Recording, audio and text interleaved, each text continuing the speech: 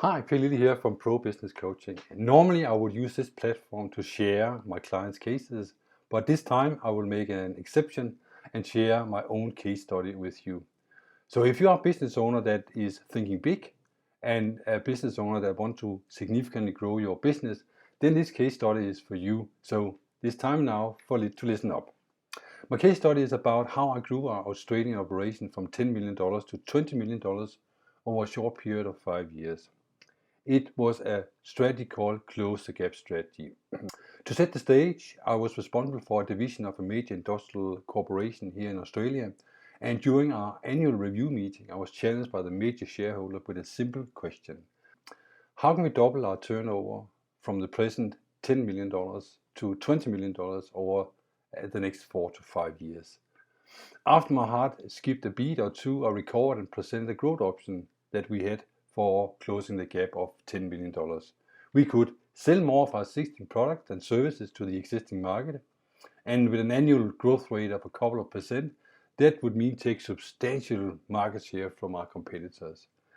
Another option was to sell our existing product and services to a new market, probably a bit difficult to identify a whole new market, just waiting for you to enter.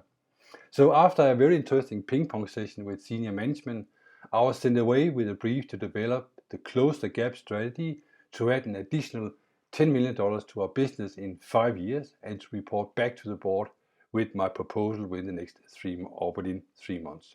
So to kickstart the development of the Close the Gap strategy, I took my management team offsite for a week to trash up the option that we had for meeting that objective.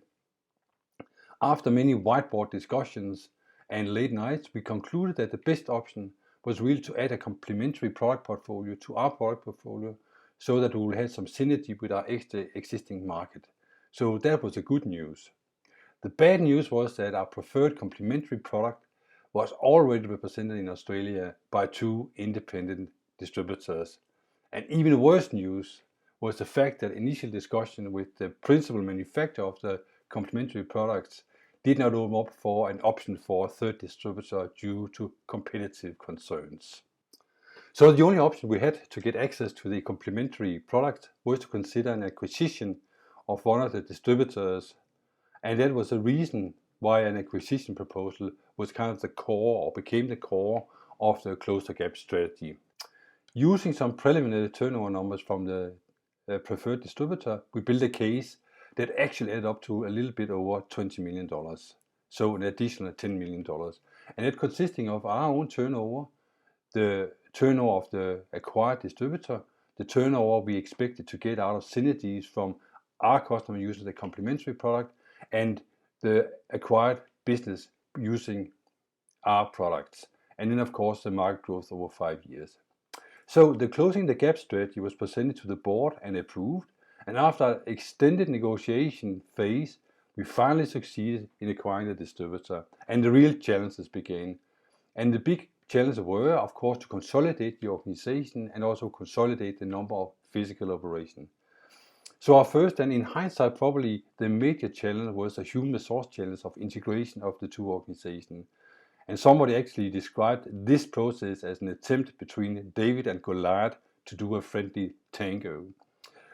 That was one of the things that kept me awake at 4 o'clock in the morning, because we had to reduce the overall staff numbers and at the same time ensure we had the right people on the bus, so to speak, for the future growth. So to compensate the emotional stress for people we had to let go, I negotiated with my management a generous redundancy package and support package.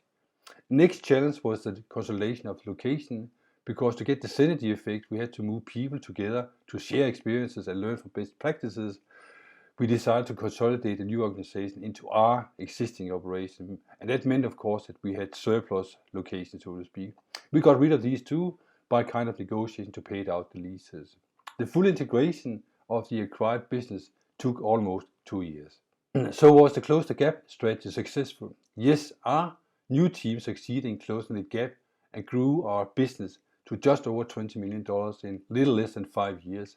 And although there always will be some collateral damages and pain in such a big project of acquiring and integrating a business, it was a great satisfaction for the whole team when we hit the $20 million mark.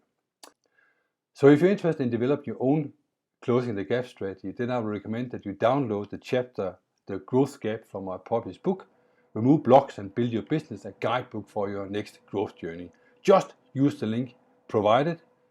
In closing, I wish you best of luck in closing your gap. Cheers.